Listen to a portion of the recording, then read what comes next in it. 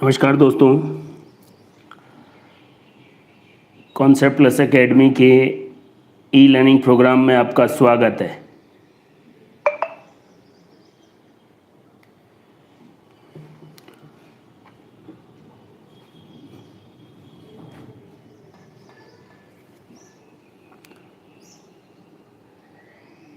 दोस्तों, 28 जून को जो पेपर हुआ है लैब असिस्टेंट साइंस का, उस पेपर की मैं आपको बता रहा हूं और कॉन्सेप्ट प्लस एकेडमी के ऐप, नोट्स और यूट्यूब चैनल पर जो चीज़ें आपको बताई गई थी उसके अकॉर्डिंग कितने क्वेश्चन डायरेक्टली आपसे पूछे गए वो भी मैं आपको इसमें बता रहा हूँ। इससे पहले जो वीडियो लिंक आपको भेजी गई है वो मोबाइल लाइव स्ट्रीम की नहीं थी, इस वजह से उस लिंक को थोड़ा हटाना पड़ा। आप ज़्यादा से ज़्यादा लोगों के पास इसको शेयर कर दीजिए और जल्दी से लाइव जुड़ जाइए। इससे पहले वाले वीडियो लिंक को मैंने सबको शेयर कर दिया था, लेकिन वो मोबाइल लाइव नहीं था, इस वजह से उसको हटाना पड़ा। जल्दी से लाइव क्लास में आप सभी लोग जुड़ जाइए। आज हम बात करेंगे 28 जून को जो पेपर हुआ है उसकी आंसर की के बारे में। देखिए, बिना किसी देरी के शुरू करते हैं। पहला क्वेश्चन आपके स्क्रीन पर है। देखिए, कार्नो इंजन में ऊष्मा स्रोत का तापमान 327 डिग्री सेंटीग्रेड है और सिंक का तापमान 27 डिग्री सेंटीग्रेड है। इस इंजन की दक्षता ज्ञात कीजिए। ये क्वेश्चन आपके सामने है। अब इसका क्या जवाब होगा? बिल्कुल आसान है, सिंपल सा क्वेश्चन है, लेकिन बहुत सारे बच्चे जल्दबाजी में इस क्वेश्चन को भी गलत करके आ गए।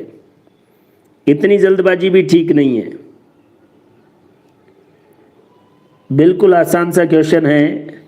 देखिए आप इसको और जल्दी से लाइव जुड़ जाइए। थोड़ी सी मिस्टेक रही, पहले मैंने जो वीडियो लिंक भेजा था वो मोबाइल लाइव स्ट्रीम का नहीं था, इसलिए उसको हटाना पड़ा। वेरी गुड, सभी लोग इस वीडियो से जुड़ जाइए और पहले क्वेश्चन का क्या आंसर करके आए वो भी आप बता सकते हैं। वैसे हम ज़्यादा किसी क्वेश्चन के बारे में डिटेल बात नहीं करेंगे। ये पहला क्वेश्चन देखिए, इस क्वेश्चन का जो जवाब है वो है डी। पहले क्वेश्चन का जवाब है डी, 1/2। आवाज़ और वीडियो एकदम क्लियर है। जो भी बच्चे लाइव जुड़े हुए हैं वो कमेंट कर सकते हैं और इसको शेयर भी करें। वैसे मैंने बहुत शेयर कर दिया था, लेकिन वो मोबाइल लाइव स्ट्रीम नहीं था, इस वजह से उसको कैंसिल करना पड़ा। पहले क्वेश्चन का जवाब है डी। ये जो वीडियो 28 जून साइंस के पेपर की है, मैं आपको ये बताने का प्रयास कर रहा हूँ कि अगर आप सेलेक्टेड और एग्ज़ाम ओरिएंटेड चीज़ें पढ़ें तो आपका सिलेक्शन आसानी से हो सकता है। अभी कंटेंट की कोई कमी नहीं है, कुछ भी पढ़ के बिल्कुल दिलखुश गुजर क्लियर है। कैसा भी कंटेंट आप पढ़ें, एग्ज़ाम ओरिएंटेड पढ़ेंगे तो ही सिलेक्शन हो पाएगा। आसान पेपर है, आपको लगा होगा लैब असिस्टेंट 28 जून और 29 जून को जो पेपर हुए साइंस के वो आसान है, लेकिन बच्चों के नंबर कितने बन रहे हैं, कट ऑफ कितनी जा रही है, वो भी आप देखिए। गुड इवनिंग खोसल और गुजर, दिलकुश गुजर दोनों लाइव क्लास में जुड़ चुके हैं। पहले जो मैंने वीडियो लिंक शेयर किया था वो मोबाइल लाइव स्ट्रीम का नहीं था, इस वजह से उसको अभी हटाना पड़ा। जल्दी से आप जुड़ जाइए।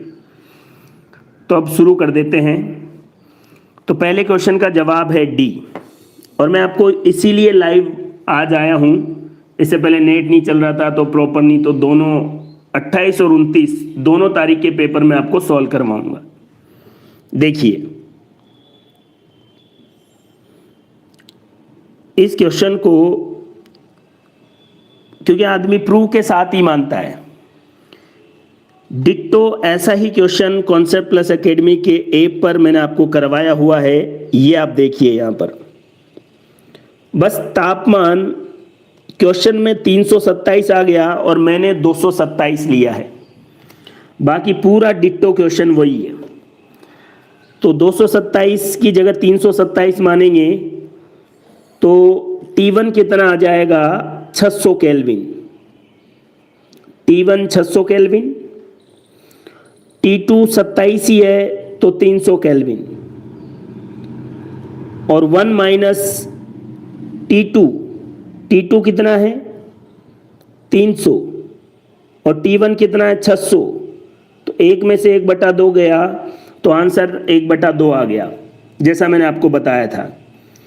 डिट्टो सेम क्वेश्चन है, जिसने भी ऐप पर अच्छे से चीजें पढ़ी है ये क्वेश्चन उसका गलत नहीं होना चाहिए। और पढ़ाते टाइम भी मैंने कहा था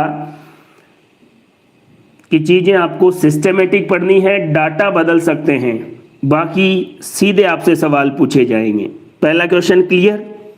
चलिए 80 क्वेश्चन ऐसे हैं जो सीधे आपको बोर्ड पर मिलेंगे या नोट्स में मिलेंगे। उसके बाद भी अब जीके में कुछ लोगों का पेपर खराब हो गया, उसकी जिम्मेदारी अपन नहीं ले सकते। फिजिक्स, केमिस्ट्री और बायो में अगर आपने कॉन्सेप्ट प्लस एकेडमी के ऐप से पढ़ाई की है तो आपको ये सारे, अगर अच्छे से पढ़ाई की है तो ये सही से होने चाहिए। चलिए अगला क्वेश्चन देखते हैं। क्वेश्चन नंबर 2, एक लड़की झूले में बैठकर झूल रही है, अगर वह खड़ी होकर झूले तो झूले का आवर्तकाल किस प्रकार परिवर्तित होगा। क्वेश्चन नंबर 2 देखिए, आवर्तकाल का सिंपल सा फॉर्मूला होता है T बराबर 2 पाई √L/G। ये देखिए ये फॉर्मूला होता है। अब क्या हुआ, अगर वो झूले में बैठकर झूल रही है और अचानक खड़ी हो गई, तो मान लो ये झूला है और ये यहां बैठी है, तो सेंटर ऑफ मास यहां होगा, द्रव्यमान केंद्र। खड़ी हो गई तो द्रव्यमान केंद्र थोड़ा ऊपर हो जाएगा, जिससे क्या होगी, लंबाई कम हो जाएगी। और अगर लंबाई कम हो जाएगी तो फिर सिंपल सी बात है, आवर्तकाल भी क्या हो जाएगा, कम हो जाएगा। देखिए आप ध्यान से, लंबाई कम तो आवर्तकाल भी क्या हो जाएगा, कम हो जाएगा। देख लीजिए आप, दूसरे क्वेश्चन का जवाब है डी, आवर्तकाल कम हो जाएगा। चलिए आगे, तीसरा क्वेश्चन, एक स्रोत 400 हर्ट्ज की आवृत्ति की ध्वनि सुन रहा है, उत्सर्जित कर रहा है, लेकिन प्रेक्षक इसे 390 हर्ट्ज सुनता है, इसका कारण क्या है। ये देखिए, डॉपलर का नियम मैंने आपको ऐसे समझा रखा था, और प्लस माइनस भी अच्छे से बता रखे थे। देख लीजिए, नियम है और कब कम हो सकती है इसके बारे में आपको अच्छे से आइडिया होना चाहिए। बस इस अप्रोच को अगर आप फॉलो करते तो आराम से ये क्वेश्चन सॉल्व हो जाता। डॉपलर का नियम आपने सब जगह पढ़ा होगा, लेकिन सिंपल ये अप्रोच, ये सोर्स है और ये ऑब्जेक्ट है। अब आप ये बताइए, FO इसका मान कम कब होगा, जब इसका मान कम होगा।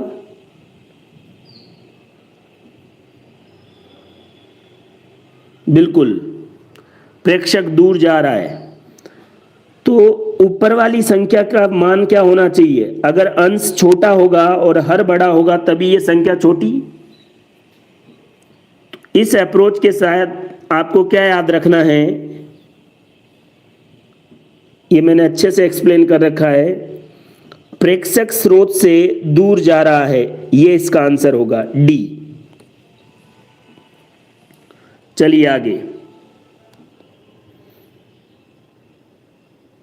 अगला क्वेश्चन है, दो आवेशों को मिलाने वाली रेखा के मध्य बिंदु पर एक आवेश क्यों रखा जाता है? ये तीन आवेशों का निकाय संतुलित अवस्था में है यदि क्यू आवेश। इस क्वेश्चन का जवाब देखिए, ये वीडियो है, इसमें साफ साफ दे रखा है, यहां देखिए आप, अगर दोनों प्लस है तो -q/4 और दोनों माइनस है तो प्लस के q/4। सीधा मैंने आपको बोर्ड पर लिखवा रखा है और यहीं से सीधा क्वेश्चन उठा है। आपको कुछ नहीं करना था, सिर्फ डाटा याद रखने थे और एकदम सही जवाब हो जाता। मतलब अपोजिट चार्ज। क्लियर है? तो क्वेश्चन क्या कह रहा है देखें, देखिए, प्लस है तो आंसर क्या हो जाएगा माइनस, और q बटे तो आंसर क्या हो जाएगा सी। चलिए आगे, नेक्स्ट है क्वेश्चन नंबर 5। कोणीय संवेग है, एंगुलर मोमेंटम। कोणीय संवेग, एंगुलर मोमेंटम, इसके बाद मैंने आपको ये अच्छे से पूरी टेबल बता रखी थी। एंगुलर मोमेंटम या कोणीय संवेग, तो सिंपल सी बात है, J बराबर P इंटू आर। तो आंसर कौन सा हो गया? सी। आंसर सी हो गया। चलिए आगे,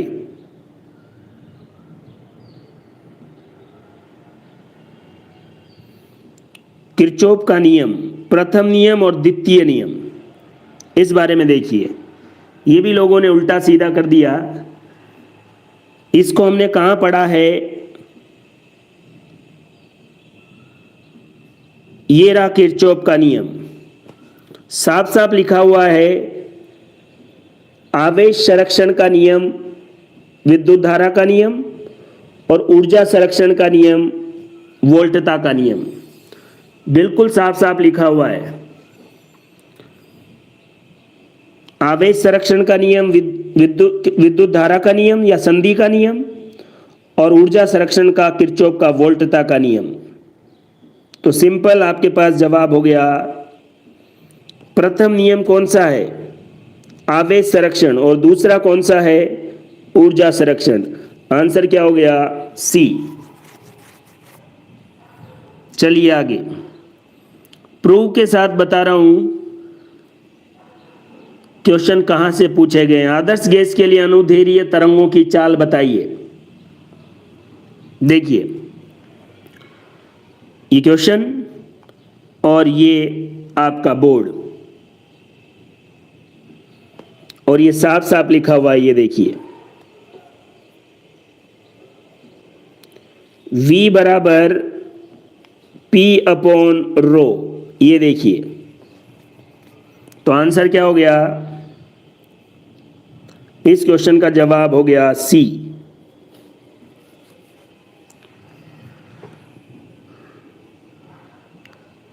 टोटल जो वीडियो है वो 200 या लगभग इतने ही घंटे रहेंगे।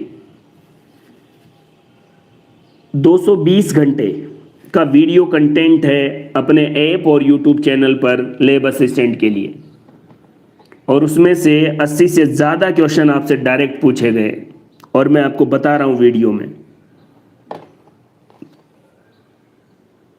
इससे आपको समझ जाना चाहिए क्या पढ़ना है, इससे ज़्यादा ज़रूरी है क्या नहीं पढ़ना है। गाउस का नियम कहता है कि किसी बंद पृष्ठ से गुजरने वाला विद्युत फ्लक्स बराबर होता है, ये रहा गाउस का नियम, Q/ε0। ये देखो, Q/ε0।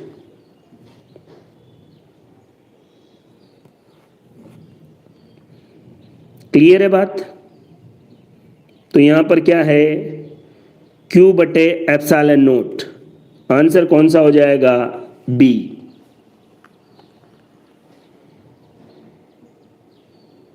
देखिए नेक्स्ट है, ठोस गोले का स्पर्श रेखीय अक्ष के सापेक्ष जड़त्व आघूर्ण कितना होता है?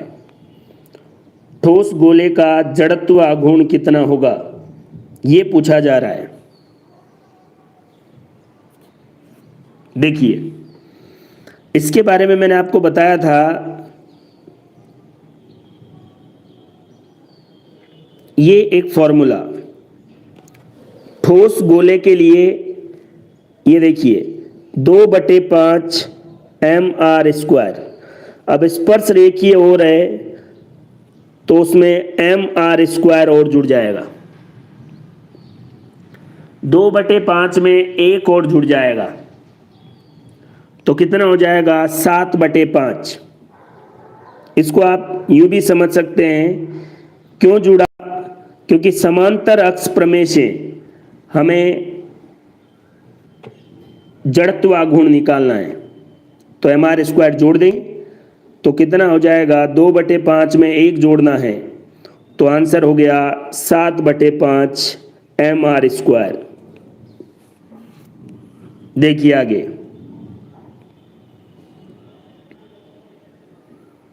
नेक्स्ट है,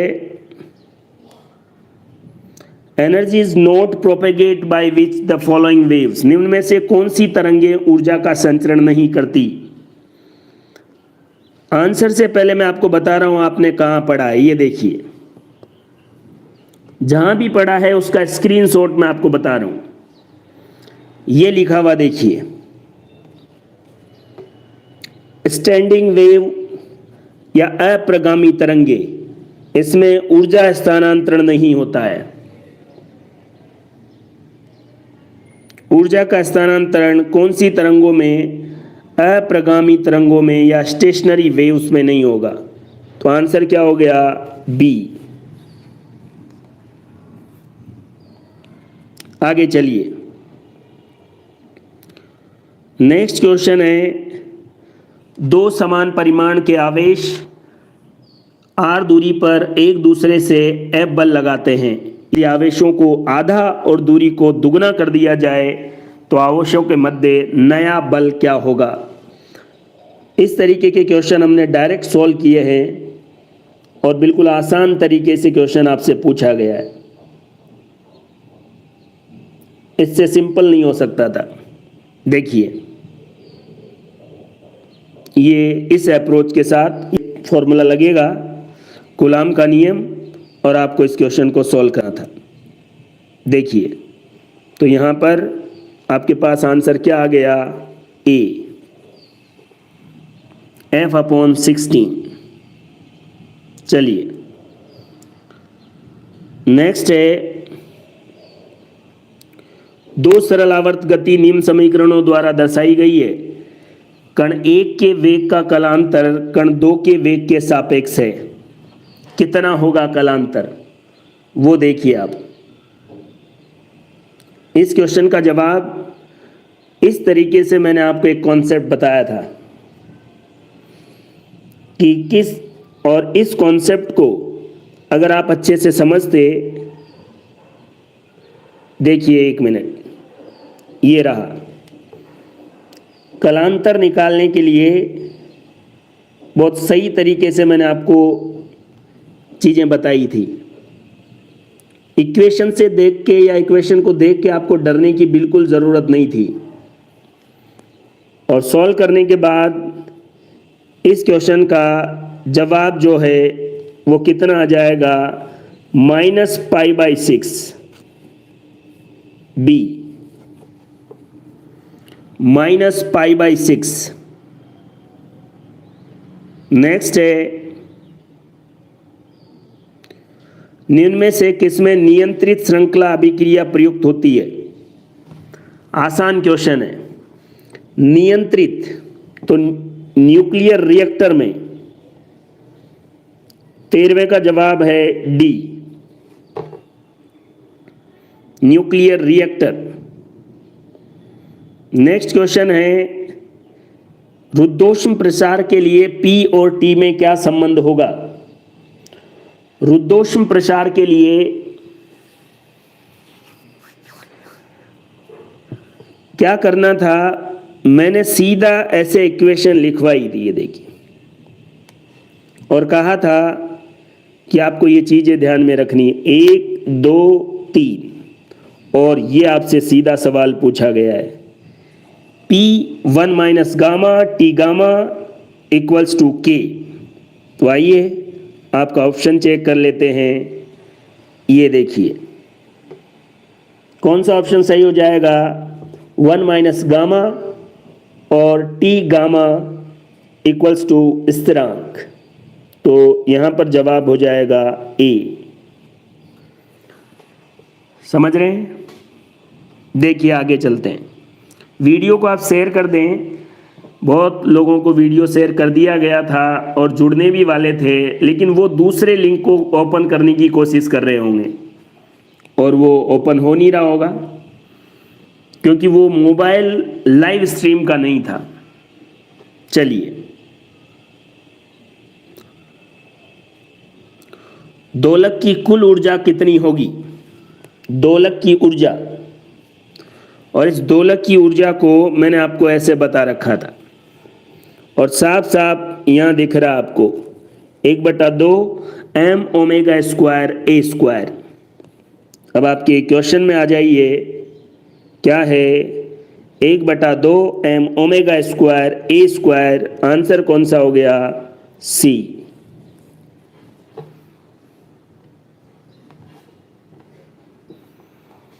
आंसर हो गया C। देखिए नेक्स्ट है, बोर के सिद्धांत के अनुसार हाइड्रोजन परमाणु की तीसरी कक्षा में परिक्रमण करते हुए इलेक्ट्रॉन का कोणीय संवेग होगा। इस क्वेश्चन को हमने पढ़ा था इस तरीके से कि इलेक्ट्रॉन केवल उन्हीं कक्षाओं में चक्कर लगाते हैं जिनमें इलेक्ट्रॉन का कोणीय संवेग h/2π का पूर्ण गुणज होगा। इस तरीके से बोर मॉडल में हमने चीजें पढ़ी थी। तो फिर जवाब n की जगह 3 आ जाएगा, जहां पर n है वहां पर 3 आ जाएगा बस। तो ऑप्शन कौन सा है? ये रहा, ऑप्शन हो जाएगा A सही हो जाएगा। आगे देखते हैं।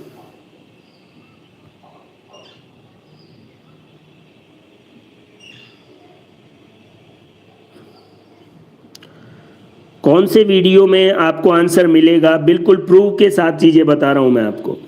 ऐसा नहीं है कि हमने पढ़ाया और इतने क्वेश्चन आए। YouTube पर आपको ये सारे वीडियो अवेलेबल है। भंजक क्षेत्र में जेनर डायोड का व्यवहार क्या होगा? सेमीकंडक्टर हमने पढ़ा ही नहीं था। गेट के बारे में ज़्यादा थोड़ा बहुत आइडिया लिया था, तो गेट से क्वेश्चन आया नहीं है। जो नहीं आया उसके बारे में हम कहेंगे भी नहीं कि आया है। भंजक क्षेत्र में जेनर डायोड का व्यवहार नियत वोल्टता क्षेत्र वाला होता है, नियत वोल्टता स्रोत। तो जवाब नियत वोल्टता स्रोत ए हो जाएगा। बिल्कुल हेमंत, स्वागत है लाइव क्लास में। ये दूसरा, वो पहले वाला जो वीडियो लिंक था वो लाइव स्ट्रीम वाला आ गया था, मोबाइल लाइव स्ट्रीम वाला नहीं था हेमंत, इसलिए सभी लोग उस पर जुड़ने की कोशिश कर रहे होंगे। कोई नहीं, अब गलती हो गई है और जल्दबाजी में फिर दोबारा शेयर भी नहीं कर पाया। नियत वोल्टता स्रोत ये हमने नहीं पढ़ा है क्योंकि सेमीकंडक्टर से हमने गेट के बारे में ही ज़्यादा बात की थी। इस क्वेश्चन को देखिए, तो अभी तक एक क्वेश्चन ऐसा है जिसके बारे में हमने, बाकी सीधे क्वेश्चन आपके पूछे गए हैं। द्रव ए और बी, पृष्ठ तनाव आधा और घनत्व दुगुना है। इस तरीके के क्वेश्चन को देख के डरने की जरूरत नहीं थी। मैंने कुछ नहीं बताया था, एक फॉर्मूला बताया था बस। शुद्ध जल में कैपिलरी राइज H बराबर 2T कोस थीटा R रो जी। इसमें जो आधा हो रहा है उसको आधा कर दो, और जो आधा कौन हो रहा है, पृष्ठ तनाव, और घनत्व कितना हो रहा है, दुगना। और इसको आप आराम से सॉल्व कर सकते हैं इस फॉर्मूले में वैल्यू रखकर, और आंसर क्या आ जाएगा, डी। चलिए, तो यहां से इस फॉर्मूले से आपको सॉल्व करना था, और ये आपको इस तरीके से बताया गया था। नेक्स्ट है, मीटर सेतु में यदि संतुलन बिंदु शून्य से L सेंटीमीटर की दूरी पर प्राप्त होता है तो अज्ञात प्रतिरोध क्या होगा। देख लीजिए, 4 ऑप्शन है, और इस रिगार्डिंग हमने S बराबर 100 minus L upon L into R पढ़ा। क्लियर है, 100 minus L upon L into R. तो आइए ऑप्शन में 100 minus L upon L into R, तो आंसर क्या हो जाएगा, बी। आंसर हो जाएगा बी। देखिए, आगे चलते हैं। यंग के द्विस्लिट प्रयोग में किस रंग के लिए फ्रिंज का मान न्यूनतम होगा। यंग के द्विस्लिट प्रयोग में कौन से वाले रंग के लिए फ्रिंज की चौड़ाई का मान क्या होगा, न्यूनतम होगा। इसके बारे में देखिए आप, क्या जवाब होगा इसका। बिल्कुल आसान, केवल आपको फॉर्मूला आना चाहिए। फ्रिंज की चौड़ाई का आपको फॉर्मूला मालूम होना चाहिए, और सीधा आंसर है इस क्वेश्चन का। कुछ भी आपको ज़्यादा सोचने की ज़रूरत है ही नहीं, सीधा जवाब देना है केवल। कौन से प्रकाश की फ्रिंज की चौड़ाई न्यूनतम होगी। तो फ्रिंज की चौड़ाई जो है वो देखो लैम्डा के डायरेक्टली प्रोपोर्शनल होती है। तो लैम्डा जिसका कम होगा उसकी फ्रिंज की चौड़ाई भी क्या होगी, कम होगी। अब इन चारों में से लैम्डा या तरंग दैर्घ्य किसकी कम है, उसी के लिए फ्रिंज की चौड़ाई क्या हो जाएगी, कम हो जाएगी। तो बताइए सबसे कम तरंग दैर्घ्य, बिल्कुल आसान क्वेश्चन है, उलझने जैसी बात थी नहीं। तो जवाब क्या हो जाएगा, बैंगनी, डी। बैंगनी रंग के प्रकाश में जो फ्रिंज की चौड़ाई है वो क्या हो जाएगी, न्यूनतम हो जाएगी, क्योंकि जितनी ज़्यादा तरंग दैर्घ्य होगी उतनी ही ज़्यादा क्या होगी, फ्रिंज की चौड़ाई, और कम होगी तो कम होगी। सिंपल सी बात है। अब इसको देख के बहुत सारे बच्चे कि यार ये कहाँ से आ गया, ये हमने देखा ही नहीं, तो फिर दिक्कत हो गई। चलिए आगे देखते हैं। ये आंतरिक प्रतिरोध निकालना था, और ये आंतरिक प्रतिरोध निकालने के बारे में मैंने आपको एक फॉर्मूला बता रखा था। आंतरिक प्रतिरोध निकालने का फॉर्मूला, किस तरीके से आपको आंतरिक प्रतिरोध निकालना है।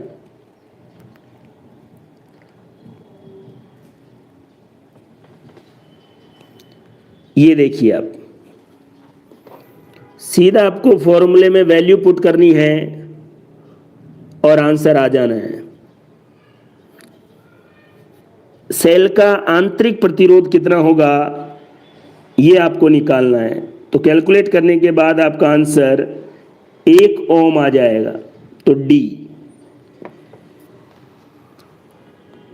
चलिए आगे।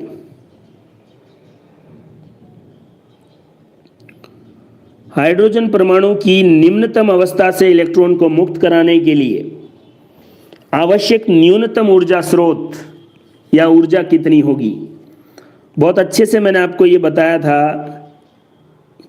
ये क्वेश्चन रहा और क्वेश्चन भी बताया था, और इसका मान कितना होगा?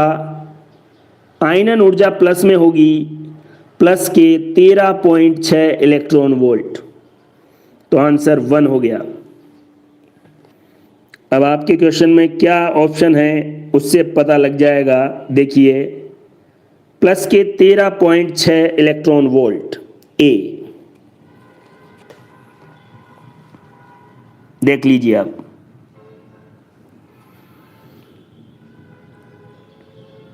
नेक्स्ट क्वेश्चन है, नाभिकीय बंधन ऊर्जा और द्रव्यमान सतही के बीच संबंध। ये भी बहुत सारे लोगों का जल्दबाजी से गलती में मिस्टेक हो गई। E बराबर mc², आइंस्टाइन का इक्वेशन है और सब जानते हैं। m की जगह आपको डेल्टा m लिखना है, बस डेल्टा mc²। तो आंसर क्या हो गया? बी।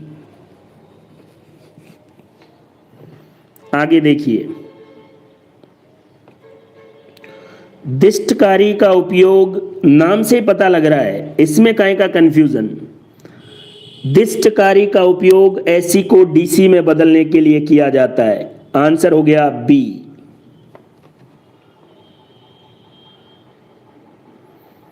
किरचॉफ के नियम में काम में लेते हुए आपको अज्ञात प्रतिरोध की वैल्यू कैलकुलेट करनी है, और किरचॉफ का नियम हमने अच्छे से पढ़ा है,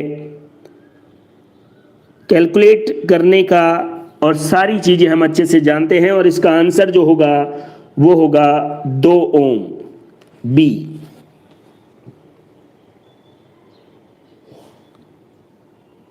नाभिकीय संलयन अभिक्रिया, बिल्कुल आसान सी बात है।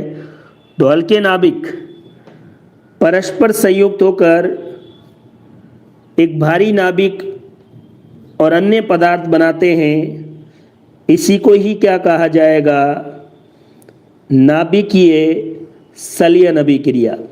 तो जवाब क्या हो गया इसका? ए।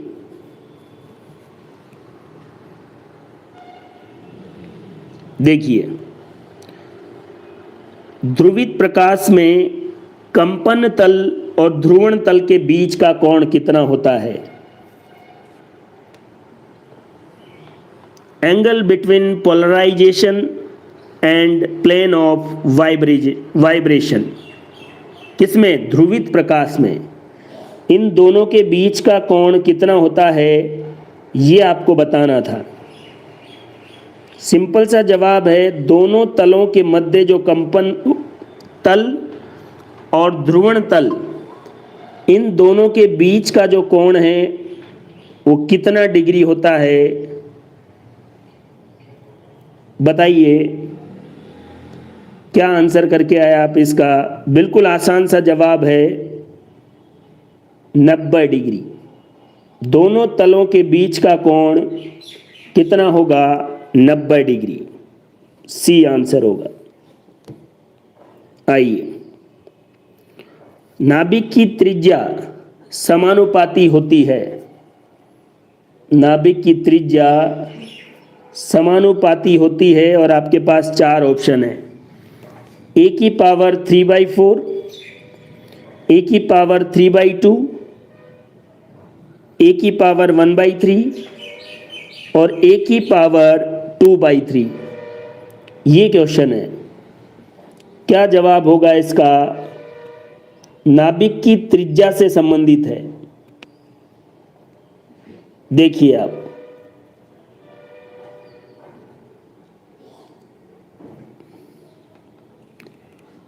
अट्ठाईसवें क्वेश्चन का जवाब दीजिए आप। इसका जवाब है ए की पावर 1/3, सी। आगे देखिए, हाइड्रोजन परमाणु की लाइमैन श्रेणी किस क्षेत्र में आती है? तो ये मैंने आपको बताया था। Lyman, बामर, Paschen. तो लाइमैन से शुरुआत होती है। बामर दृश्य प्रकाश में होती है, लाइमन किस में आती है, इस बारे में जवाब दीजिए आप। लाइव क्लास में जो भी लोग जुड़े हुए हैं, वैसे सारी श्रेणी कौन से प्रकाश में आती है ये मैंने आपको अच्छे से बता रखा था और एग्जाम के टाइम याद करने के लिए भी कहा था। सी पराबैंगनी प्रकाश में, लाइमन पराबैंगनी में और बामर दृश्य प्रकाश में, बाकी सब अवरक्त में। एक व्यक्ति एक लेंस को साधारण सूक्ष्मदर्शी की तरह देखता है, तो इसमें जो इमेज बनेगी वो कैसी होगी? सीधी होगी, और सीधी हमेशा आभासी होगी और आवर्धित होगी। तो आंसर कौन सा हो गया? डी।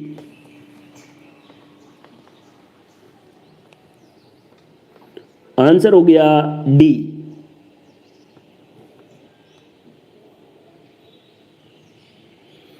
चाय की चाय की अंतस्थ कलिकाओं को क्या कहा जाता है? फिजिक्स के सारे क्वेश्चन हमने सॉल्व कर लिए हैं। अब बायोलॉजी के क्वेश्चन देखिए। चाय की टर्मिनल बर्ड्स के लिए कौन से टर्म का इस्तेमाल होता है? तो गोल्डन टिप्स। आंसर है ए। एग्जाम होने के बाद आपको किस क्वेश्चन का क्या जवाब है ये और हमने उसको कहाँ पढ़ा है ये मैं आपको जल्दी बता रहा हूँ, ज़्यादा टाइम और एक्सप्लेनेशन नहीं। ये देखो, ये बिल्कुल क्वेश्चन सॉल्व किया था हमने कि चाय के पौधों की शीर्षस्थ कलिकाओं को सामान्यतः क्या कहते हैं? Golden bird. चलिए, ताप विद्युत संयंत्र एग्जॉस्ट में मौजूद प्रतिशत 99% कणिकीय पदार्थों को हटा देता है। ये कौन होता है? Electrostatic precipitator. इसका जवाब है ए।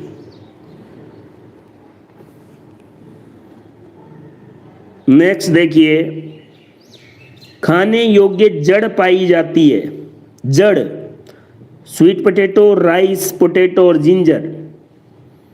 इसका सही जवाब है, जड़ है शकरकंद, ए।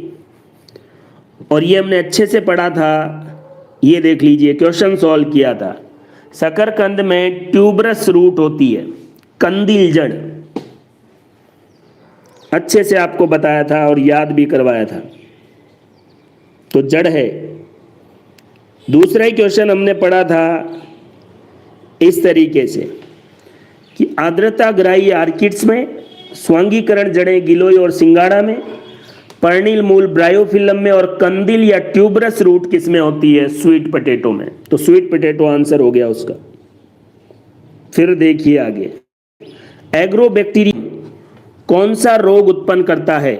इसका सही जवाब है क्राउन गॉल। और ये हमने कहां आपको बताया है?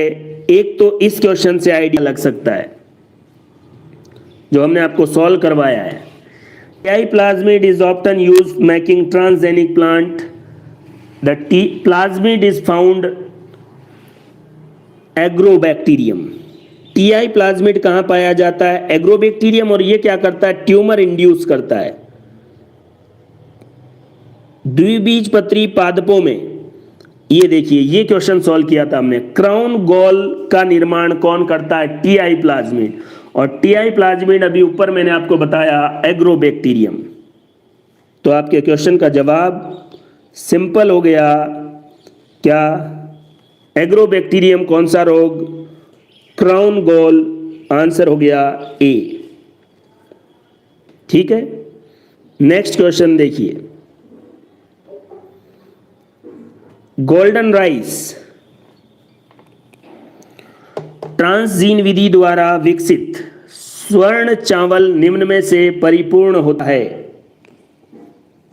किससे परिपूर्ण होगा?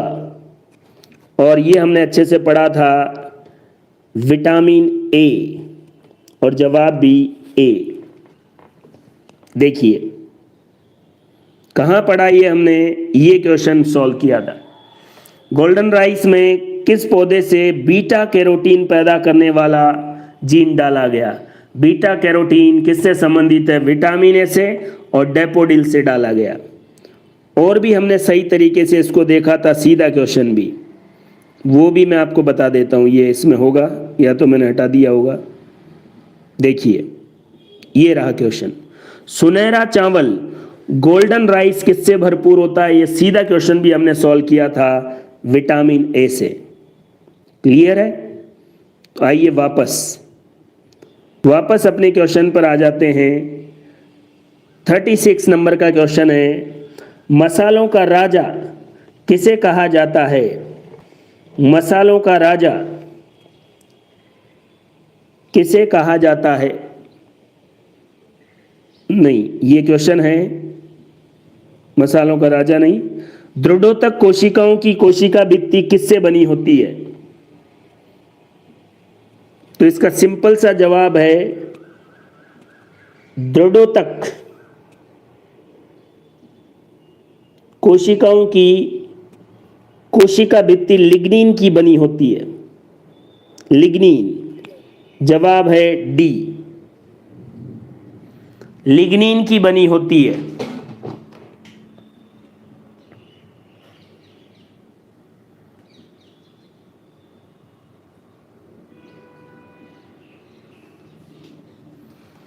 चलिए,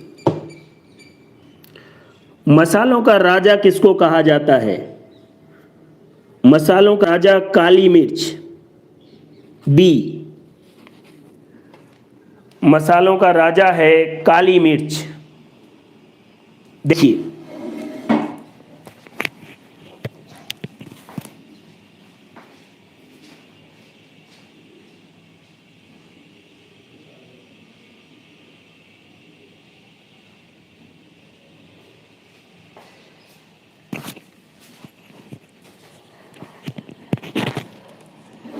आगे देखिए,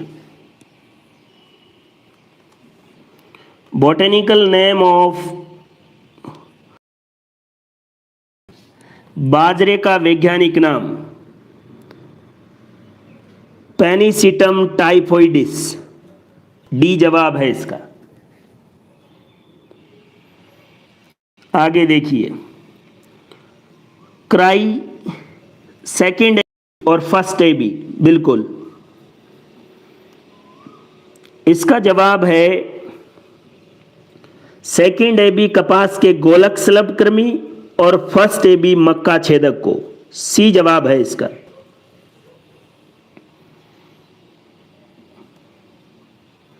सुनहरा चावल मैंने आपको बता ही दिया। कोशिकाएं जो आगे नहीं होती, जीवन अवस्था से निकलकर निष्क्रिय अवस्था में पहुंच जाती है, और कोशिका चक्र की किस अवस्था कहा जाएगा इसे? जी0, शांत अवस्था के बारे में हमने बात की थी।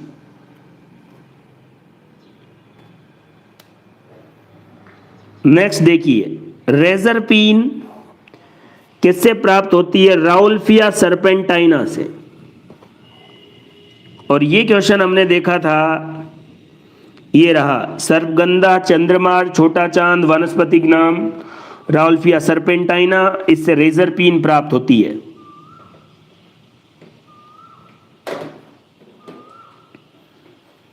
लहसुन और प्याज के निम्न भागों में से कौन खाने योग्य हैं? इसका जवाब है फ्लेसी स्केल लीव्स, मांसल सल्क पत्तियां, बी।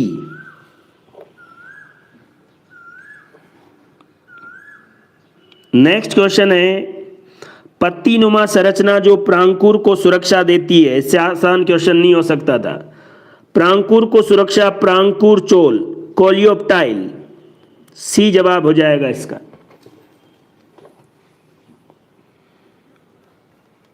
नेक्स्ट है 44, डग फंजाई, गोबर के लिए शब्द आएगा कोप्रो, याद रखना आपको, कोप्रोफिलस, जवाब क्या हो जाएगा? सी।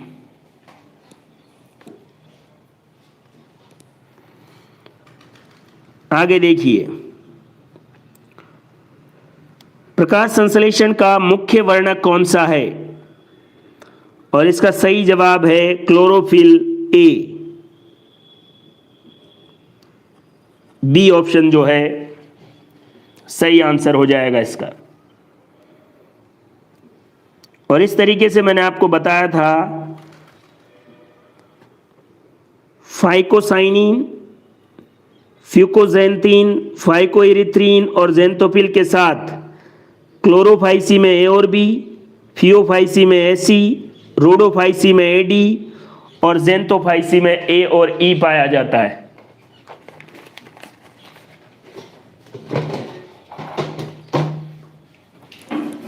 तो कॉमन कौन सा हो गया? कॉमन हो गया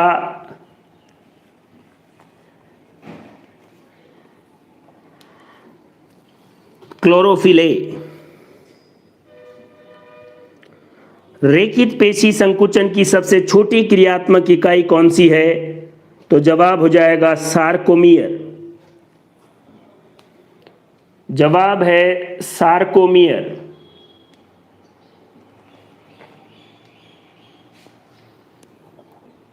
नेक्स्ट क्वेश्चन देखिए, ये मैंने आपको लिखवाया था, उसका स्क्रीनशॉट मैंने आपको बताया है। पेशी संकुचन की संकुचनशील इकाई सार्कोमियर, दो जेड रेखाओं के बीच की दूरी।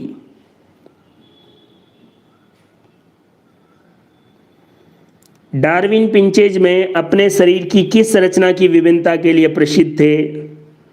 और इनका जवाब है चोंच। चोंच इसका सही आंसर होगा। इम्यूनोग्लोब्यूलिन किससे बनती है? एंटीबॉडी। इम्यूनोग्लोब्यूलिन का मतलब है एंटीबॉडी। ये किससे बनती है? लिम्फोसाइट से। सी जवाब हो गया इसका सी। ये मैंने आपको बता रखा था, ये वीडियो सब कुछ मैं आपको प्रूफ दे रहा हूं। लगभग 80 से ज्यादा क्वेश्चन हैं जो मैंने आपको सीधे बता रखे हैं। इम्यूनोग्लोब्यूलिन लिम्फोसाइट से। निम्न में से कौन सा RNA responsible for reading genetic code? Genetic code की रीडिंग के लिए जिम्मेदार कौन सा आरएनए है? इसका जवाब देखिए आप। और इसका जवाब है, आपको पता है, एमआरएनए। बिल्कुल सही, सी जवाब है इसका। नेक्स्ट क्वेश्चन है, ये बहुत अच्छे से मैंने आपको ये सारी चीजें समझा रखी है। कौन सा युग्म सुमेलित नहीं है? सही तरीके से तो पहला ही, आर्थ्रोपोडा में एंटेरोसिलोम होती नहीं है। इसका आंसर ए ही हो गया। आर्थ्रोपोडा में साइजोसिलोम होती है। प्लेटी हेलमिंथीज एसिलोमेट होते हैं, निमेटो हेलमिंथीज में स्यूडोसिलोम और एनेलिडा में साइजोसिलोम। एनेलिडा, आर्थ्रोपोडा और मोलस्का तीनों में साइजोसिलोम ही होती है। तो इसका जवाब हो गया ए। ये मैंने आपको बता रखा था, उसका लिंक मैंने आपको यहां डाला है। एंटेरोसिलोम, इकाइनोडर्मेटा, हेमिकोर्डेटा और Chordata. Schizocoelom, Annelida, arthropoda, Mollusca और स्यूडोसिलोम एस्के हेलमिंथीज। कौन सा हार्मोन लीडिंग सेल द्वारा निष्कासित होता है? और इसका जवाब है एंड्रोजन, सी।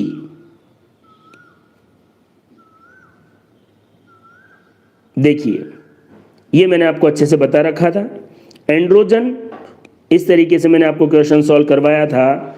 एंड्रोजन वृषण की लीडिंग सेल से स्रावित होता है। कंटिकाएं और नाल तंत्र युक्त प्राणी किस संघ में रखे गए हैं? इसका जवाब है पोरीफेरा, सी जवाब है इसका। इसका जवाब हो गया सी। और ये हमने पढ़ा था, ये देखिए पोरीफेरा के फाइलम पोरीफेरा, और इसमें बिल्कुल वाटर कैनाल सिस्टम या जल नाल तंत्र ये रहा।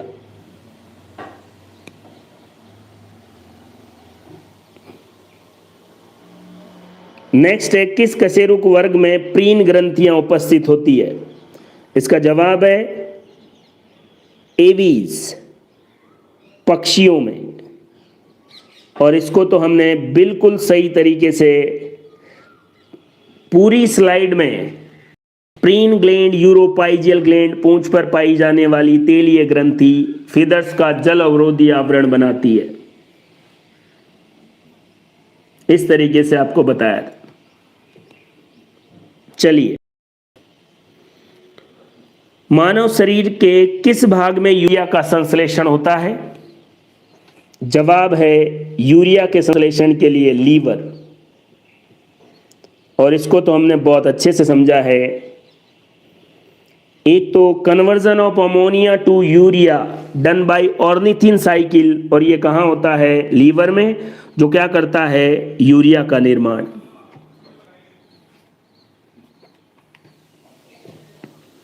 चलिए, गैस्ट्रिक ग्लैंड ऑफ स्टमक, आमाशय की जठर ग्रंथियां क्या स्रावित करती है? इसका सही जवाब है श्लेष्मा, HCl और पेप्सिनोजन, ए।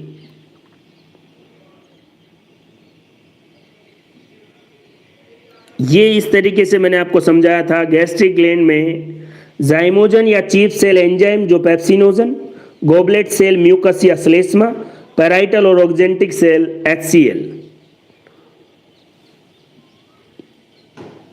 क्लियर है बात? तो तीनों के बारे में मैंने आपको बताया था। पेलाग्रा किस विटामिन की कमी से होता है? और यह है विटामिन B3। आंसर हो गया इसका बी। और इस तरीके से मैंने आपको ये विटामिन के बारे में बताया था, जिसमें B3, नियासिन, पेलाग्रा, जिसमें जीभ और होठ फट जाते हैं।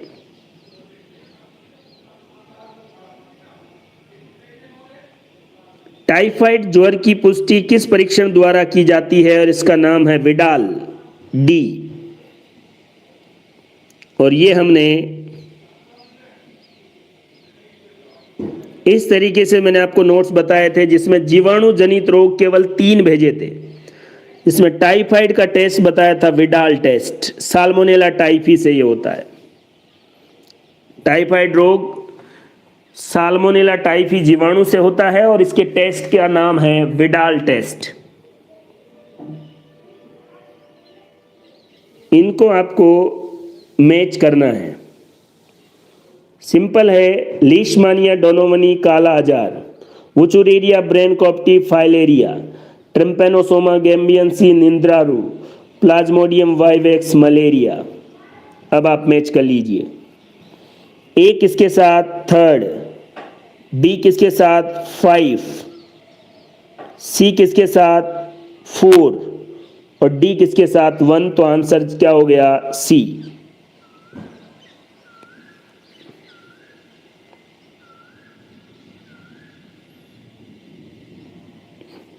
नेक्स्ट है, इन तीनों के इस क्वेश्चन के जवाब के लिए मैंने आपको बताया था। देखो, डमडम फीवर, लीशमानिया डोनोवनी, निंद्रा रोग ट्रिम्पेनोसोमा, और एस के एलमंथीज में जरायूज है वुचुरेरिया ब्रेनकॉप्टी।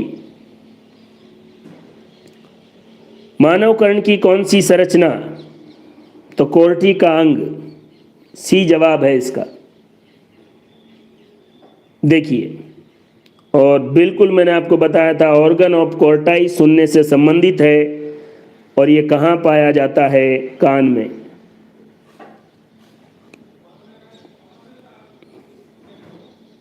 साठ 65 नहीं, 80-85 क्वेश्चन सही होने चाहिए थे। ये देखिए, 60वां क्वेश्चन, करेक्ट सीक्वेंस में जमाना था इनको। ये क्वेश्चन भी गलत हुआ है बहुत सारे लोगों।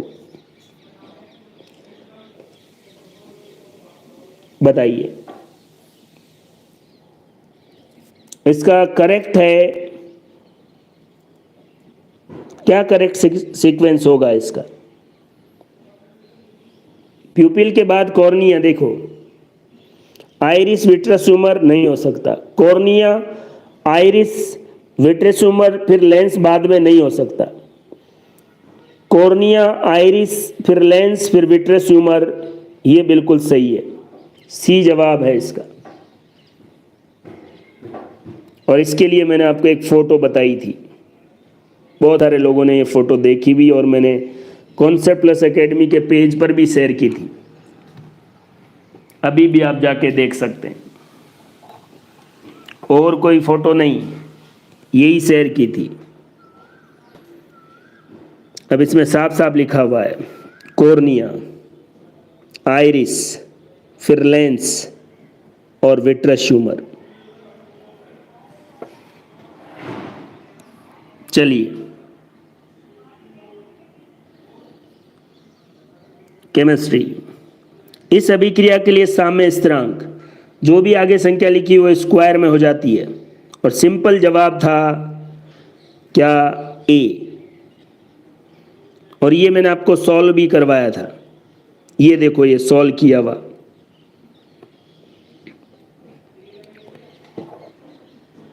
आगे देखते हैं,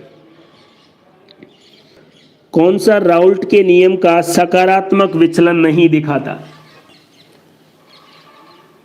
कौन सा राउल्ट के नियम का सकारात्मक विचलन नहीं दिखाता?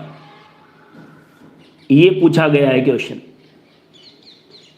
राउल्ट के नियम में धनात्मक और ऋणात्मक दो विचलन होते हैं, इसमें से ये पूछ रहा है कि सकारात्मक कौन सा नहीं दिखाता, ये आपको जवाब देना है।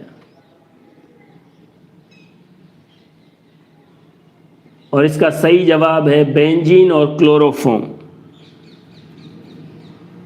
बेंजीन और क्लोरोफॉर्म, बी।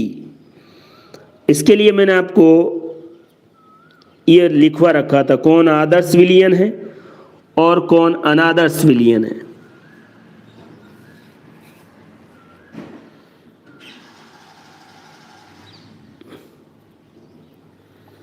आपबाऊ के नियमानुसार नया इलेक्ट्रॉन उस कक्षक में प्रवेश करता है जिसके लिए n+l का मान न्यूनतम हो, ए। और ये हमने आपबाऊ का पूरा नियम देखा था और n+l के नियम से।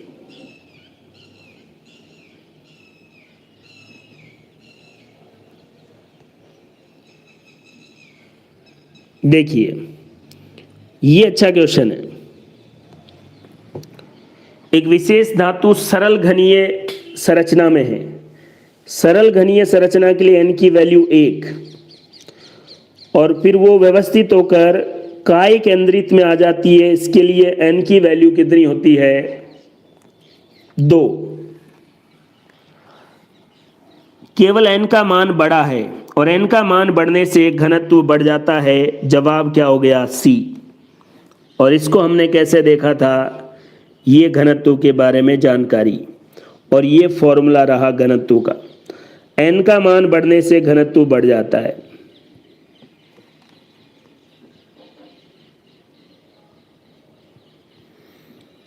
ये इक्वेशन है, ये थोड़ा अच्छा क्वेश्चन है। साम्य अवस्था बाईं तरफ स्थानांतरित होती है। ये जो इक्वेशन दे रखी है उसको इधर नहीं, उल्टा। साम्य अवस्था बाईं तरफ स्थानांतरित कब होगी? देखो, संयोजन अभिक्रिया है, जोड़ना है तो दाब बढ़ाना पड़ेगा और ताप घटाना पड़ेगा। कब? जब अभिक्रिया इधर जानी है। तो उल्टा जाने के लिए दाब घटाना पड़ेगा और ताप बढ़ाना पड़ेगा। जवाब क्या हो गया? बी। जल्दबाजी में बच्चों ने ए कर दिया होगा बस। आगे देखिए, ये रिएक्शन मैंने आपको बताई थी, बस इसमें आगे की तरफ जाना था। उसने क्या कहा? बाईं तरफ जाना है, तो उल्टा कर दो। आवर्त में बाएं से दाएं जाने पर परमाणु के आकार घटने का कारण है नाभिकीय आकर्षण बल में अधिकता।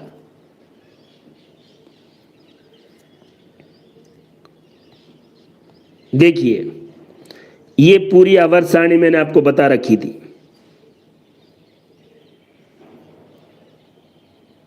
सर्वाधिक श्यानता किसकी होती है?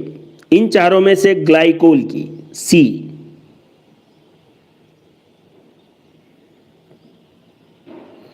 सबसे प्रबल संयुग्मी क्षार कौन सा है? कॉन्जुगेट बेस, सबसे प्रबल संयुग्मी क्षार कौन सा है, ये आपको बताना है। कॉन्जुगेट बेस, इसके बारे में भी हमने अच्छे से जानकारी दे रखी थी और इस तरीके से क्वेश्चन भी बताया कि संयुग्मी क्षार कौन सा है। अगर किसी अम्ल में से H+ बाहर निकाल दिया जाए तो जो बचता है वो संयुग्मी क्षार होता है।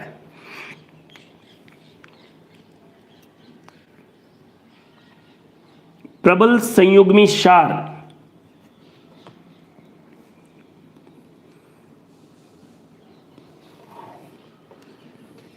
तो इसका जवाब क्या होगा, ए। आगे चलिए,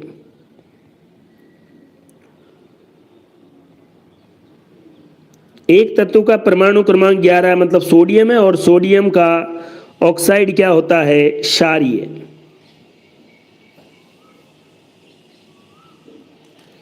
और इस तरीके से ऑक्साइड में हमने देखा था धातु ऑक्साइड की प्रकृति क्षारीय होती है, अधातु ऑक्साइड की प्रकृति अम्लीय, और सोडियम का क्षारीय ही होता है।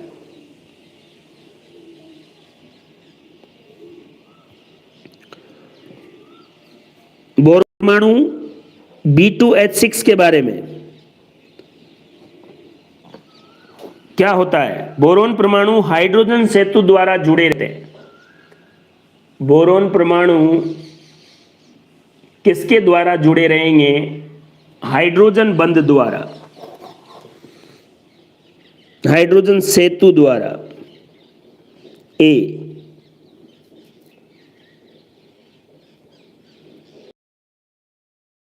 बफर है और डिट्टो क्वेश्चन हमने क्षारीय बफर NH4OH और NH4Cl, NH4OH और NH4Cl, आंसर है ए।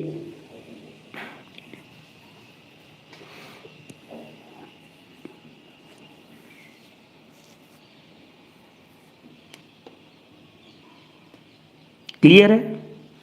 और देखिए, ज्यादा एक्सप्लेन हम नहीं कर रहे, केवल आपको बता रहे हैं आंसर, और साथ में सिस्टेमेटिक तरीके से हमने एक एक चीज को पढ़ा था। क्षारीय धातुओं में आयनन एंथैल्पी का घटता हुआ क्रम है, आयनन एंथैल्पी का घटता हुआ क्रम। तो जैसे जैसे आकार बढ़ेगा आयनन एंथैल्पी कम होती जाएगी। तो लिथियम का सबसे ज्यादा, फिर उसके बाद सोडियम, फिर पोटेशियम, फिर रुबिडियम। तो जवाब हो गया ए।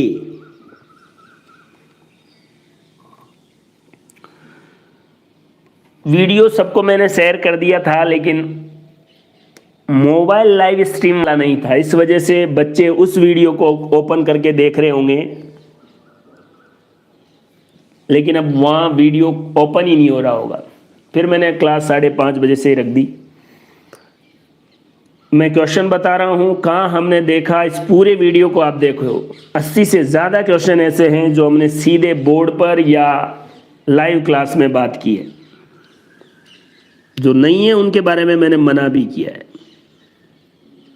तो इस क्वेश्चन का जवाब लिथियम, सोडियम, पोटेशियम, रुबिडियम, ए हो गया। आगे देखिए, किस तरह के दोष में अंतराकाशीय स्थान में धनायन की उपस्थिति होती है? इसका सही जवाब है फ्रैंकल दोष, बी। और ये हमने पढ़ा है इस तरीके से, शॉटकी और फ्रैंकल।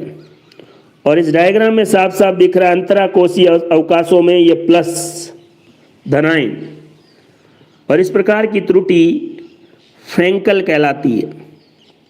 तो जवाब क्या हो गया, फ्रैंकल, बी।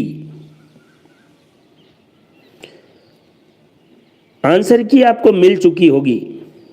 मेरा यहां पर बताने का मकसद यह है कि आपने बहुत ज्यादा पढ़ा। टोटल वीडियो लैब असिस्टेंट की साइंस के लिए टोटल वीडियो 220 घंटे के रहे होंगे।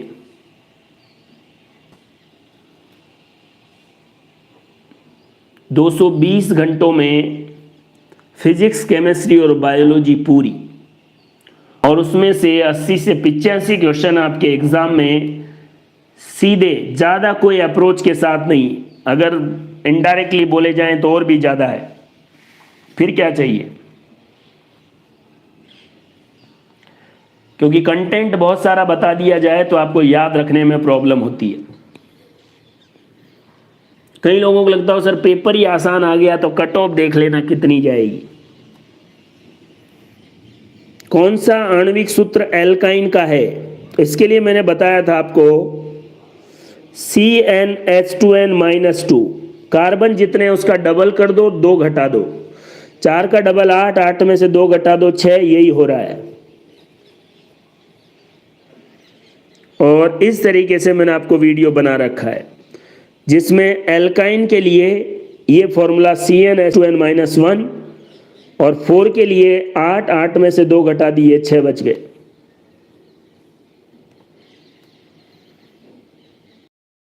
कौन सा एल्कोहल तृतीयक एल्कोहल है?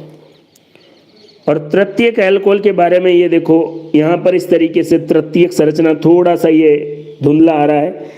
एक कार्बन के साथ 3 कार्बन और जुड़े हुए हों तो यहां पर देखिए, इस कार्बन के साथ 3 एल्किल ग्रुप और जुड़े हुए हैं, तो आंसर क्या हो गया? डी।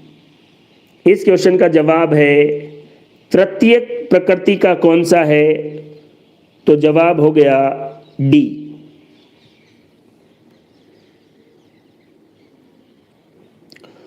वर्ग तरह के तत्वों में से चतुसंयोजी स्पीसीज की ऑक्सीकरण क्षमता का बढ़ता हुआ क्रम कौन सा है?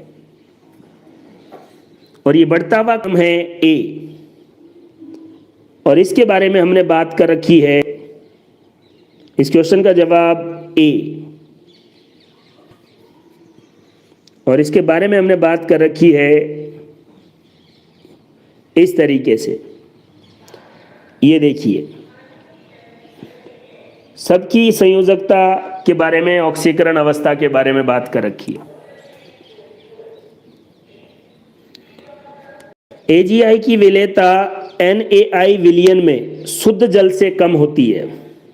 पूरा टॉपिक है अपने सिलेबस में, और कुछ नहीं देखना था, मैंने आपको बता रखा था AgI और NaI शुद्ध जल से कम क्यों हो रही है? क्योंकि इनमें सम आयनन प्रभाव है, C, सम आयनन प्रभाव की वजह से AgI में आई और NaI में आई। आयोडाइड ज्यामितीय समावयवता संभव नहीं है, और इसका सही जवाब है ए, ज्यामितीय समावयवता। पेंटेन के कितने समावयवी कितने हैं? इसका जवाब है बी, 3 संरचना समावयवी है। निम्नलिखित विलयनों में परासरण दाब उच्चतम किसका होगा? और इसका जवाब है डी। ये कैसे सॉल्व होगा इसको देखते हैं। मैंने आपको ऐसे बता रखा है कि अगर सांद्रता समान हो, सांद्रता समान हो तो परासरण दाब कणों की संख्या के समानुपाती होंगे। यह फॉर्मूला मैंने आपको बता रखा है। तो क्या होगा इस क्वेश्चन में? क्या है? सांद्रता सब समान है m/10, तो अब कणों की संख्या किसमें ज्यादा है? BaCl2। तो जवाब भी क्या हो गया? डी। आसान, कहीं उलझने जैसी कोई बात नहीं है। एल्केन का क्लोरीनीकरण उदाहरण है मुक्त मूलक अभिक्रिया, फ्री रेडिकल रिएक्शन का।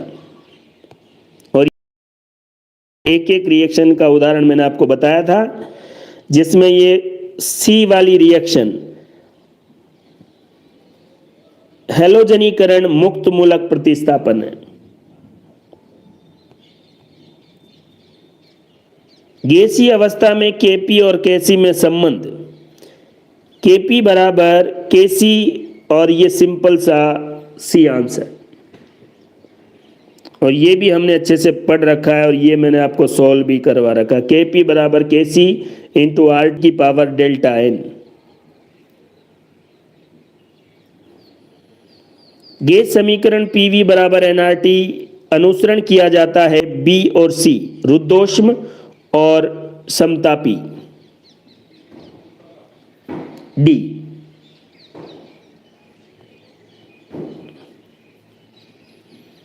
सिग्मा इलेक्ट्रॉन सहित होने वाला अनुनाद, सिग्मा इलेक्ट्रॉन सहित होने वाला अनुनाद कौन सा है, इसके बारे में आपको बताना है। और इसका सही जवाब और आपका सिलेबस का टॉपिक अति संयुग्मन, सी हाइपर कॉन्जुगेशन, और ये हमने अच्छे से पढ़ रखा है। ये रहा अति संयुग्मन, सिग्मा और पाई कॉन्जुगेशन। हाइड्रोजन की अपेक्षा ऑक्सीजन को द्रवित करना आसान है क्योंकि ऑक्सीजन का क्रांतिक ताप और व्युत्क्रम ताप उच्च होता है। डी जवाब है इसका।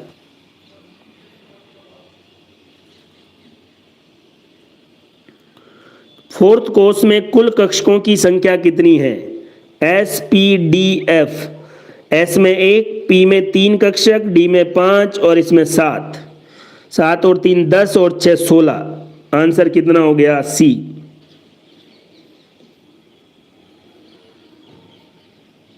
इसके बारे में देखिए, क्लोरीन गैस की गर्म और सांद्र सोडियम हाइड्रोक्साइड के साथ क्रिया करने पर क्लोरीन की ऑक्सीकरण संख्या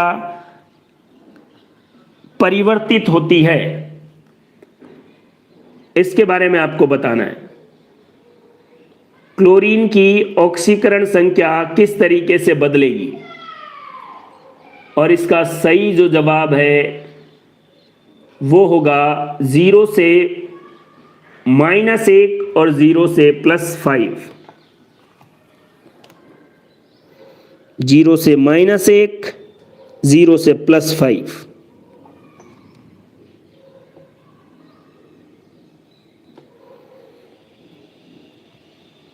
नॉर्मलता ए और बी है मोलरता। नॉर्मलता और मोलरता का सही संबंध। आंसर को देखने से पहले मैंने एक फॉर्मूला लिखवा रखा था, ये रहा। नॉर्मलता बराबर अपॉन में मोलरता, अणु भार और तुल्यांकी भार, ये फॉर्मूला है। अब क्या पूछा गया था आपसे? ए नॉर्मलता, बी मोलरता, मोलर द्रव्यमान, अणु भार और तुल्यांकी भार। तो ए, ये बी इधर क्रॉस में चला जाएगा, तो ए बराबर बी इंटू एम अपॉन ई। आंसर क्या हो जाएगा? बी। इसलिए कह रहा हूं क्या पढ़ना है, इससे ज्यादा क्या नहीं पढ़ना। सीधा फॉर्मूला मैंने आपको बताया था ये, और ये नॉर्मलता अपॉन में मोलरता, मोलर मॉलिक्यूलर वेट अपॉन में तुल्यांकी भार, इक्विवेलेंट मास। सिंपल फॉर्मूला दिख रहा है, वहां से आपको सॉल्व करना था। किस स्पीसीज की उच्चतम इलेक्ट्रॉन बंधुता है? उच्चतम इलेक्ट्रॉन बंधुता तो इलेक्ट्रॉन के लिए तो सोडियम प्लस, इलेक्ट्रॉन के प्रति एफिशिएंसी या एफिनिटी ए, बाकी तो माइनस है या उदासीन। Na+ इसका आंसर हो जाएगा। एल्काइन को एल्कीन में परिवर्तित करने के लिए अभिकर्मक है Pd और H2। ए जवाब है इसका।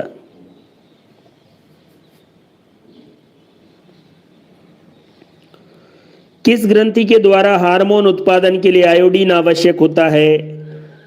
थायराइड ग्लैंड के द्वारा, थायरोक्सिन हार्मोन के लिए।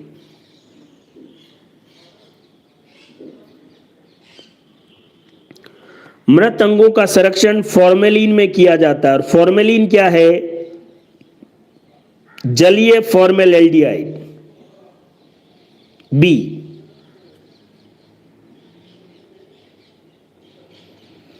प्याज का कंद रूपांतरित है, तना, रूपांतरित तना है, डी जवाब। और ये हमने पढ़ा ऐसे, सल्ककंद बल्ब है प्याज, शकरकंद है ट्यूबरस रूट, अदरक है राइजोम और आलू है ट्यूबर।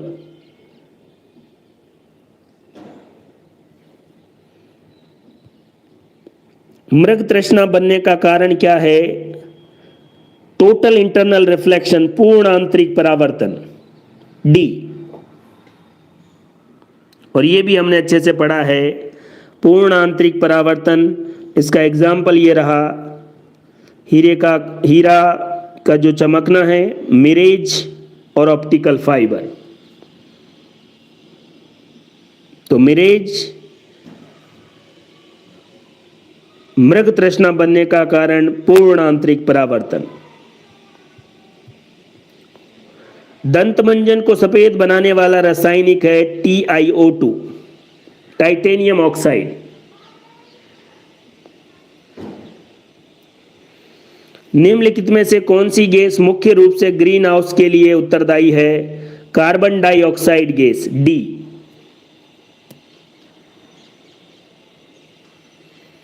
इस तरीके से पूरा ग्रीन हाउस इफेक्ट, और ये ऑर्डर भी है आपके पास, बादल, CO2, मीथेन और नाइट्रस ऑक्साइड।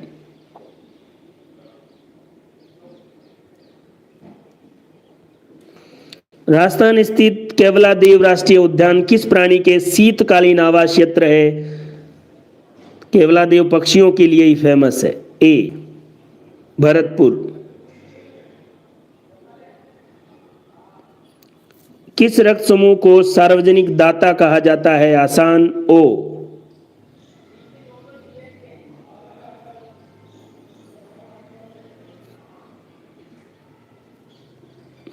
ये रहा ओ ब्लड ग्रुप, और इसके बारे में ये बिल्कुल आपको बताया गया था, सर्वदाता रक्त समूह। ओ में भी कौन सा? O negative. सर्वग्राही AB पॉजिटिव। विद्युत धारा की इकाई क्या है? ये भी कोई सिंपल बात, एम्पियर। ये भी खैर हमने अच्छे से पढ़ रखी थी, धारा और एम्पियर। कौन सी विद्युत चुंबकीय तरंग नहीं है? तो याद रखना है, बीटा कण होते हैं, तरंगे नहीं। जवाब है सी। ये 28 तारीख वाला पेपर है, ऐसे ही मैं आपको 29 तारीख के बारे में भी बताऊंगा। 28 तारीख के जो 100 क्वेश्चन हैं आप इस वीडियो में देख लें, 80 से ज़्यादा क्वेश्चन आपको पहले डायरेक्ट बताए हुए। जीके का पेपर बहुत सारे बच्चों का ऐसे हो गया, नहीं तो फिजिक्स केमिस्ट्री में बिल्कुल आसान पेपर और अच्छे क्वेश्चन सही किए हैं बच्चों ने। देखते हैं रिजल्ट आने के बाद। नेक्स्ट जो कॉन्सेप्ट प्लस एकेडमी पर कोर्स आपको अवेलेबल है वो है second grade science, first grade biology और रीटेल टू साइंस। इन दोनों के लिए आपको बेहतरीन सेलेक्टिव और एग्ज़ाम ओरिएंटेड प्रिपरेशन करनी है तो आप कॉन्सेप्ट प्लस एकेडमी का वेब ऐप ज्वाइन करें और यूट्यूब चैनल पर लगातार बने रहें। आज की क्लास मैंने सबको शेयर कर दी थी, लेकिन थोड़ी प्रॉब्लम रही, नहीं तो बहुत सारे बच्चे इस क्लास से जुड़ने वाले थे, लेकिन वो दूसरे वीडियो लिंक को ओपन कर रहे होंगे। पहले जो मैंने स्टेटस पे लगाया था वो नॉर्मल लाइव क्लास वाला था, जबकि मोबाइल लाइव स्ट्रीम बाद में आया है। लाइव क्लास में आप सब जुड़े, आप सबका बहुत बहुत धन्यवाद। इस वीडियो को आप ज़्यादा से ज़्यादा शेयर करें।